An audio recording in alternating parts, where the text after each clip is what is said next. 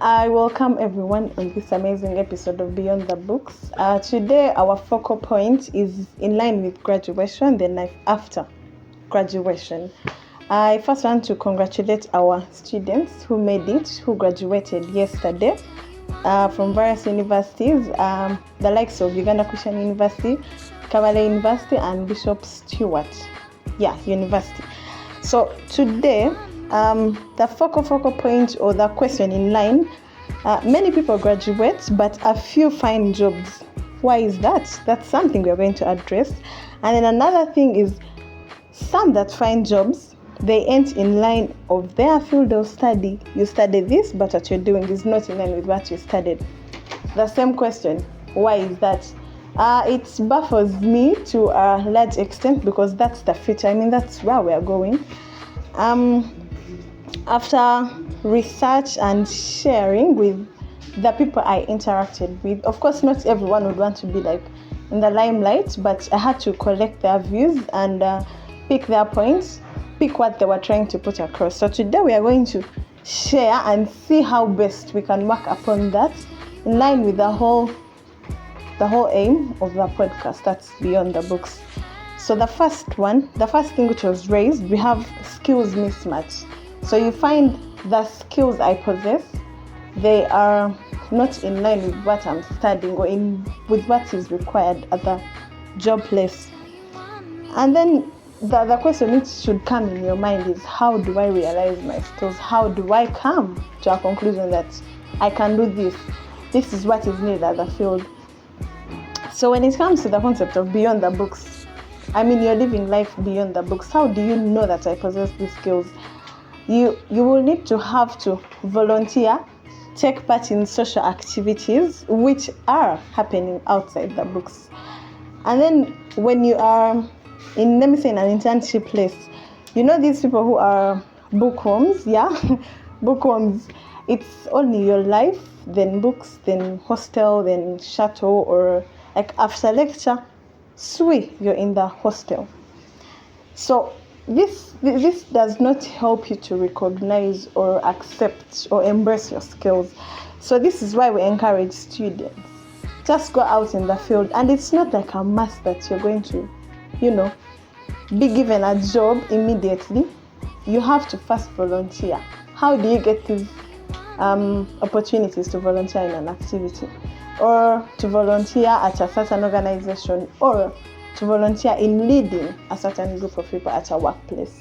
This is something that you will need to acquire by socializing, getting in touch with your surrounding environment, and many other activities.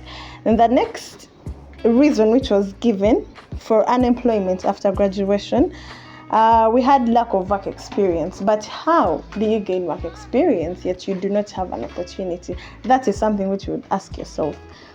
The whole point is, working experience does not come necessarily after you being hired.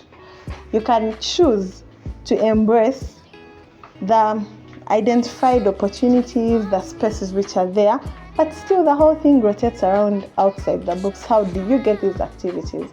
First of all, in most cases, lecturers also contribute more to your life outside books, to the life that happens after your graduation.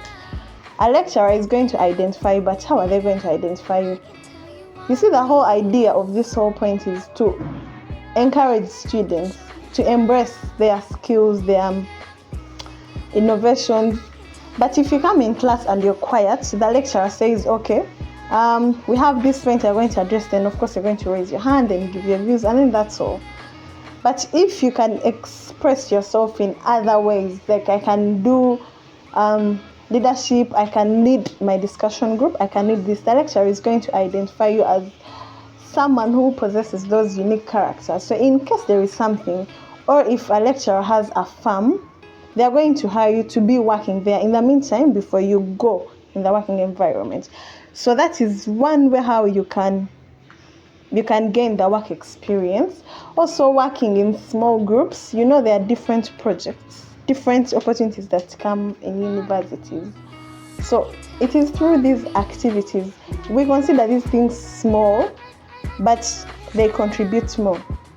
The previous graduates whom I had spoken with or shared with, most of them are saying the whole point is to see how you can relate, how you can correlate, how you can balance both the fields. If you're working or if you're studying, how the whole thing comes as a whole, the way the whole thing comes in as one unit, how you can try and take your part here, like you be the best in every part. So the next reason which came up was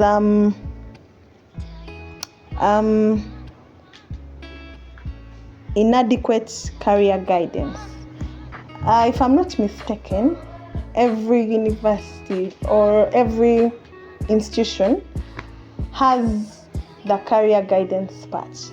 But then in most cases, there is a reason as to why they organize these career guidance talk shows or talks towards the weekend, because they believe that's when most students are going to show up.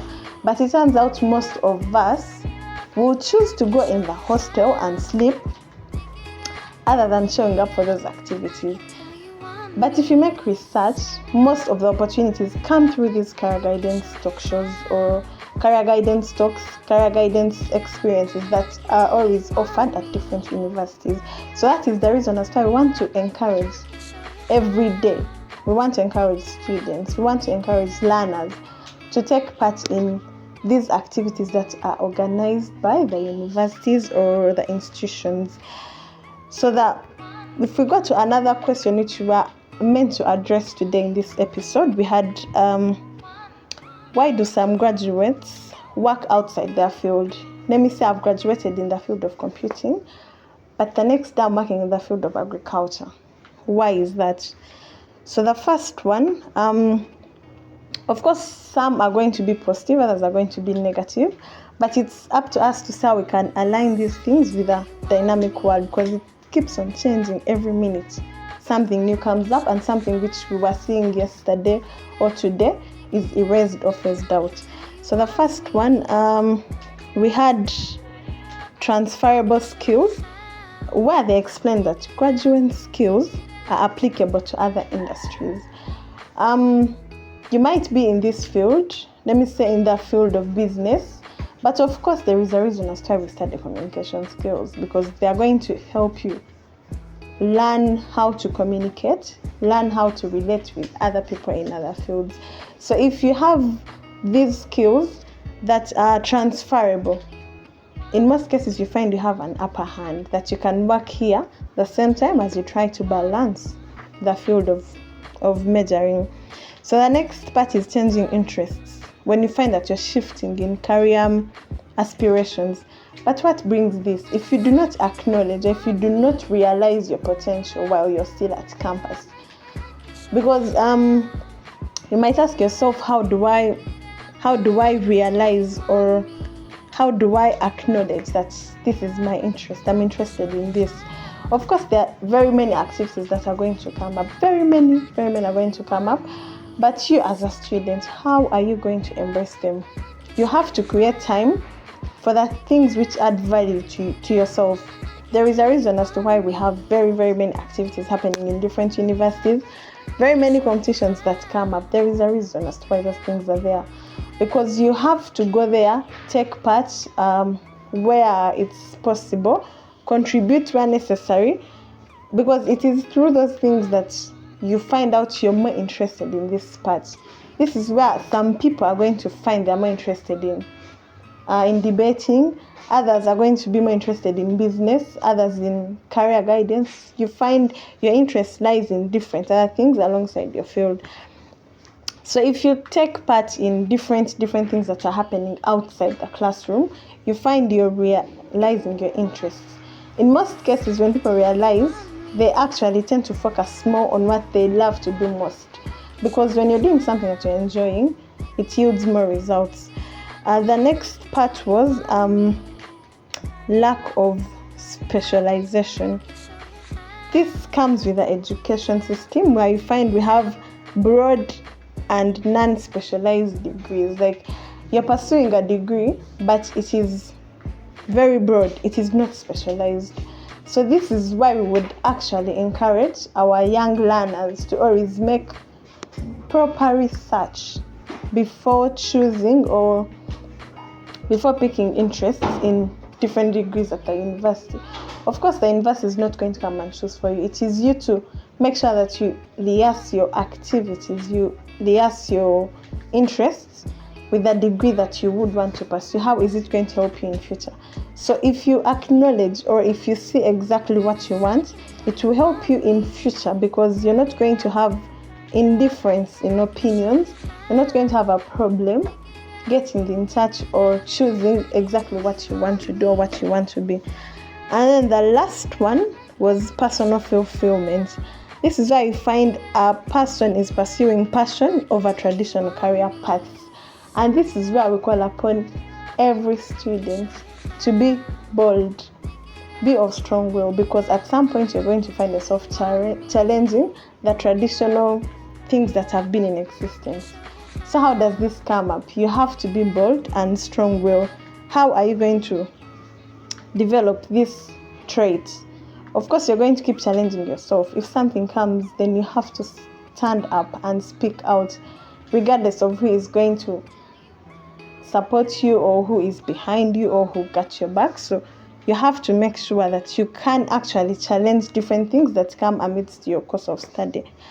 There are so many reasons, but I think in the next part we are going to have someone who has actually seen the actual life, someone who's going to be talking with very, very, very much part of interest, someone who has seen the life, someone who has actually lived what you've been talking about. So thank you so much for being with me in this part. See you next time. Do not miss out.